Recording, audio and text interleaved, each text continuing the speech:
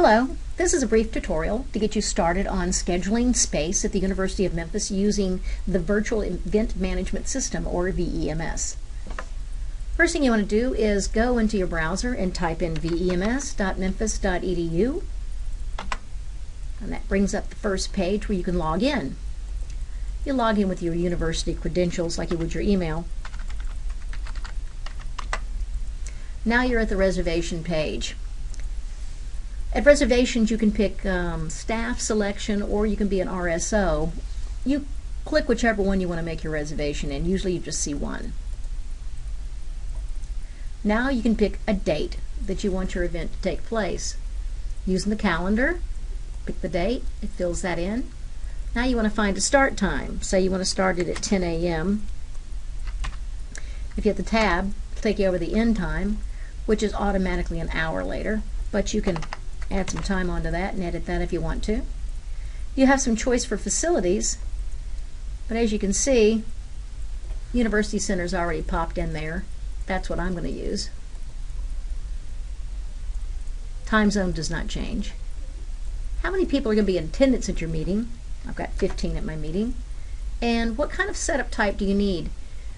There's usually an existing setup. Maybe it's a classroom environment you're in. For the most part, pick up something that's useful to you. Conference table and chairs is most common. And the rest of these filters don't need much of anything right now. You just need to find a space. So go down and click Find a Space. And you see some spaces have popped up here for you. So you want a conference room. Here's a conference room that holds 15, so that's perfect. If I go to choose it, green button, that will tell me that it's already a conflict. You can see here, click OK. You can see here where there's already something going on in there. The big blue means that there's actually a meeting going on. The little tiny blue line is the setup and breakdown time for these events that are going on in there. So it will block you from taking that space. Now we have another conference room that's good for 15 people, and we can click on that one. And it'll say, okay, you can do that. Right up there is where it is. It tells you want it at 10 a.m. to 11:30 a.m. on Wednesday the 11th of September.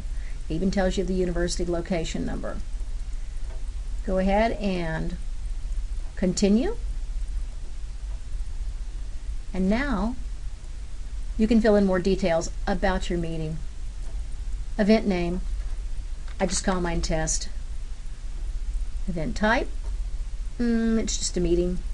Now here for client, you see there's nothing in here because this is my first time going in. I haven't set up any drop downs for my clients and what departments I may represent. Use this lookup over here, and it's going to say client name starts with, as you can see, most of the University of Memphis starts with U of M, so you're going to be looking for that, U of M. And I'm looking for Residence Life. I'm just going to take U of M Res to see what pops up. Hit enter, and it's found all these with U of M Res. Well, there's Residence Life. I'm going to plop it in there, and now I'm done.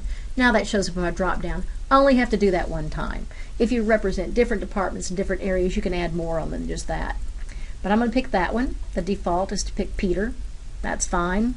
If I wanted to, I could add on a temporary contact and fill in some information on them right there. But I don't want that right now. Now, if for some reason you look at this drop down, you don't see anybody in here that you recognize, or it's not you, or you want to take somebody out because they shouldn't be in there anymore, go over here to this little blue question mark. You'll see these periodically throughout the browser. This will tell you some information about how to change that. You can send an email to scheduling@memphis.edu to change the name of the contact, phone number, email, all that kind of business. Sometimes there's nothing in here. I didn't have anything special to say about that, so I didn't put anything there. I thought that was kind of self-explanatory. So now you've got the first contact in there, and we don't need a second contact. We're going to skip that. Now I require more information. Describe what kind of event this is. It's just a meeting of my club. And we might well spell that right. Yeah, meeting of my club. It won't correct your typos. Do you want it on the master calendar? Yes or no? I don't care. Sure, it sounds great. I don't have any food planned. There's some more information about this, but there's no food plan for this. There's no outdoor amplification. It's not going to be outside, so I'll say no. Will there be alcohol? Have you submitted a form? I'm not planning on that's a default. So now we've got a lot of information in there. and we don't need anything else for this event, so we're just going to hit I have read and I submit. And there you see it. It pops back and tells you this is what you've got. It's in a web request queue and it's ready to be approved. And that's all you need to ask for a space. Thank you.